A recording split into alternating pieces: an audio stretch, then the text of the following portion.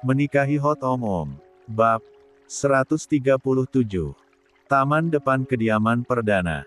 Duh, lucunya anak mama, ucap Jingga yang sedang menjemur anaknya di taman depan rumah.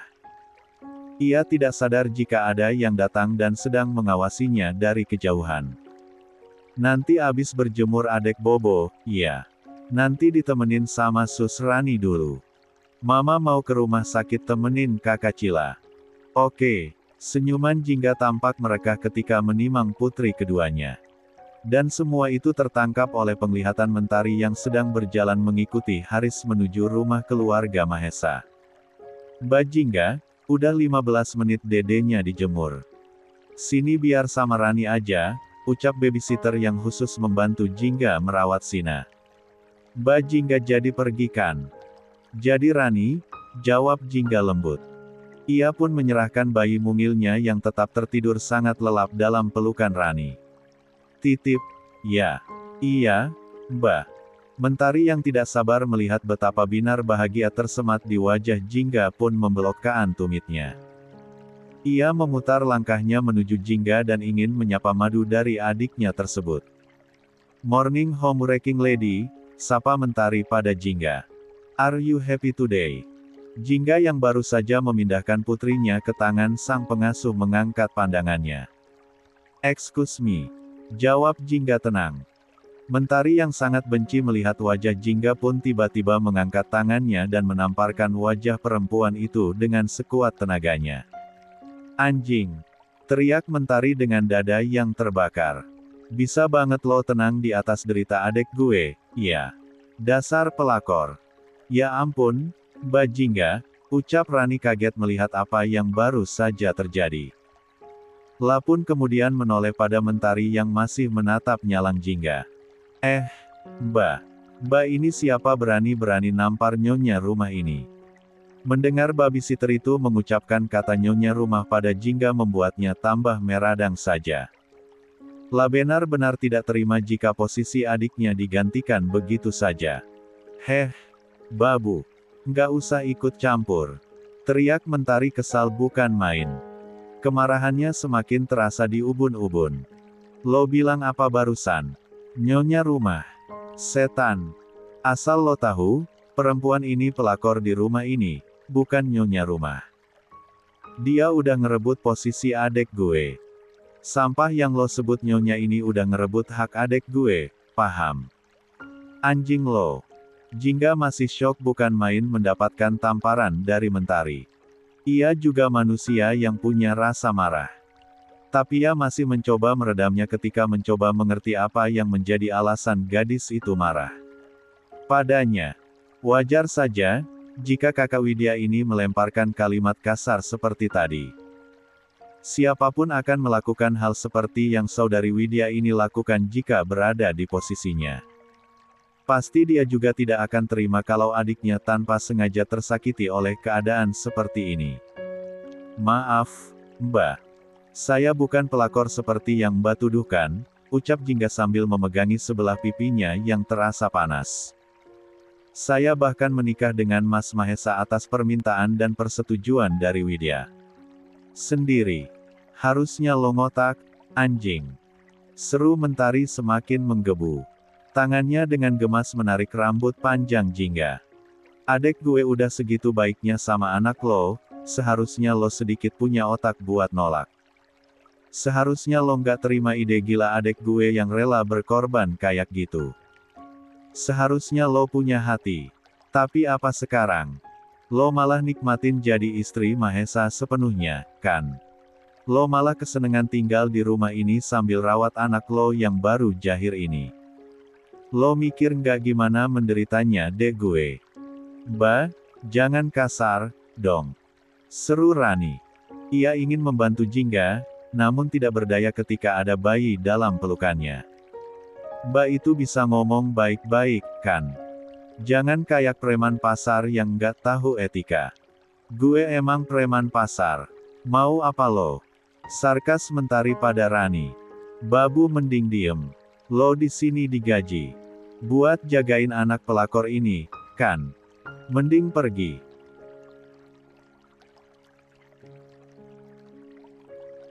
Astagfirullah.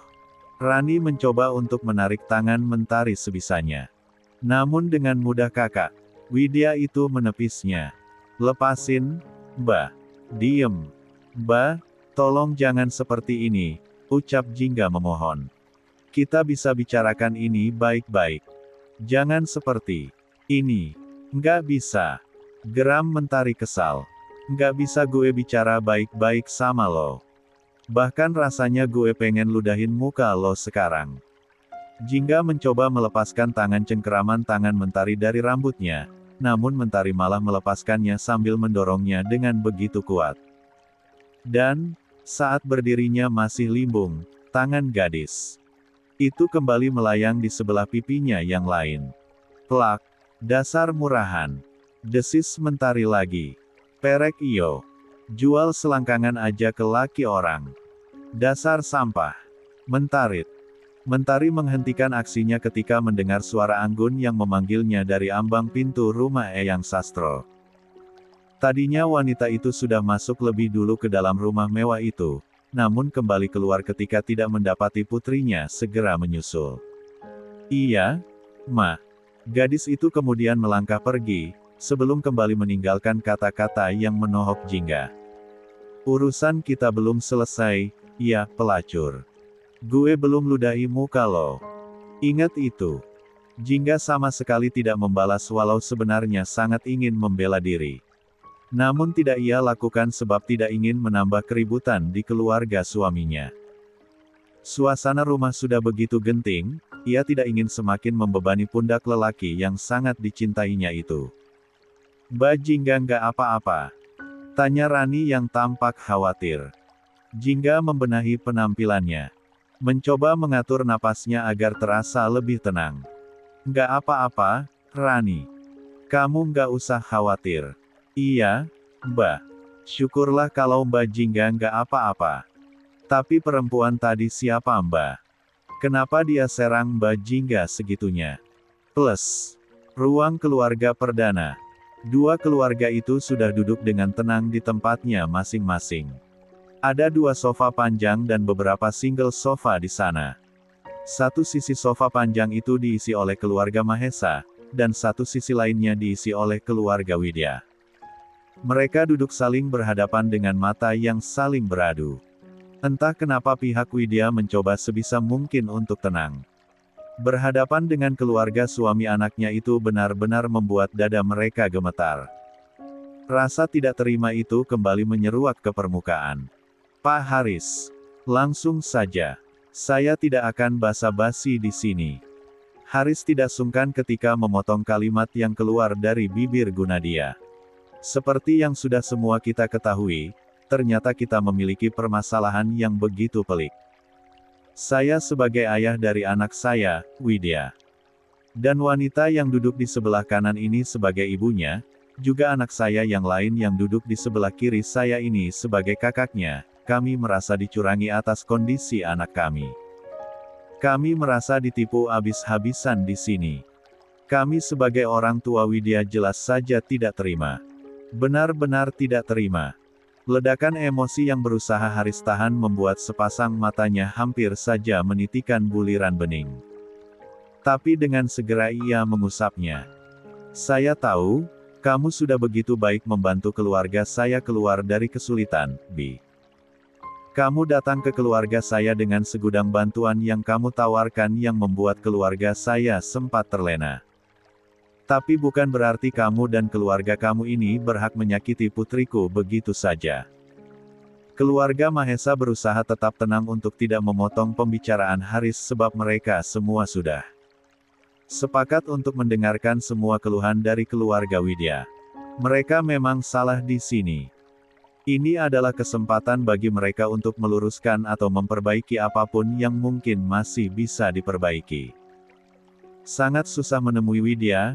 Bahkan keluarga yang akhirnya datang menyambangi rumah keluarga mereka ini tidak pernah mau ditemui. Hanya melalui pesan dari security yang selalu mengatakan mereka tidak berada di rumah. Kamu tahu, sangat tahu bahwa putriku sangat-sangat kekurangan kasih sayang. Dan kamu, datang menawarkan 1 juta kasih sayang untuk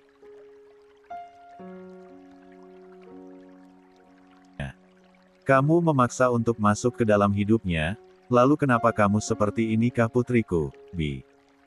Dada Mahesa terasa begitu sesak. Sangat sesak. Sungguh, ia benar-benar tersiksa saat ini. La sama sekali tidak memiliki niat seperti itu. Bahkan hatinya saat ini meronta pedih sebab begitu merindukan perempuan itu namun selalu dihalang-halangi. Bukannya ia tidak berusaha untuk menemui istrinya itu. Tapi kedatangannya selalu berakhir dengan penolakan. Orang yang sangat kehausan, kamu tawarkan minuman. Dia tidak akan menolak, Bi. Karena memang itu yang dia butuhkan. Begitu juga dengan putriku. Dia menerimamu dengan kepolosan hatinya. Dia hanya berharap bisa hidup lebih baik dari belas kasihan dan kasih sayang kamu. Dan sekarang kamu menyiksanya dan menghancurkannya lebih dari yang sebelumnya. Kenapa kamu tega, Bi? Haris langsung menyodorkan sebuah bukti transfer yang ia letakkan di atas meja di hadapan keluarga Mahesa. Dan Mahesa menatap ke arah beberapa lembar kertas yang jelas ia tahu itu apa. Rahangnya mulai mengeras pelan. Dadanya juga mulai berdebar secara tidak beraturan. Itu, semua yang sudah kamu berikan pada putriku, Mahesa, ucap Haris berusaha tenang. Saya tidak akan mengambil satu nominal pun yang sudah kamu berikan padanya termasuk mahar pernikahan kalian. Sesak, semakin sesak dada Mahesa. Tangannya mengepal erat di atas pangkuannya. Perasaannya semakin tidak karu-karuan. Pun juga dengan keluarga besarnya yang tampak tidak menyangka kalau keluarga Widya tidak mau mengambil sepeser pun dari putra mereka. Juga biaya pengobatan Dimas. Semuanya sudah Anggun rincikan dalam satu catatan. Dan pemberian ruko serta butik sebagai tempat usaha ibu dari anak saya ini. Saya kembalikan secara utuh.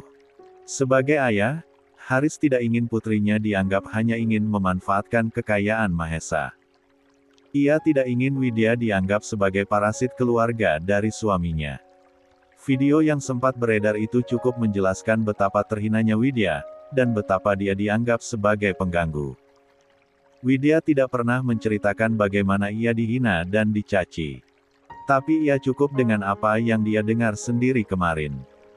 Juga pengakuan Sylvia beberapa hari lalu yang meminta maaf padanya karena sesuatu yang dia lakukan secara tidak manusiawi. Ia bahkan belum menceritakan pada Widya, Mentari, dan juga Anggun berita yang sangat mengejutkannya itu.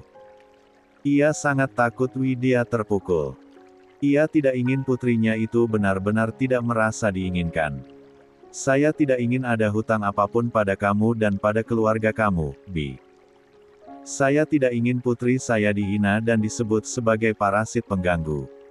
Saya, sebagai ayahnya, akan sekuat tenaga mencukupi apa yang dia butuhkan tanpa melibatkan orang luar. Jeda sesaat untuk Haris mengambil napas. Dadanya terasa dihimpit oleh batu yang begitu besar. Sungguh, sepasang matanya memanas. Rasanya air matanya ingin meluncur keluar. Ia kasihan terhadap putrinya. Ia sangat emosional sebab merasakan getaran rasa marah yang berusaha untuk ia redam.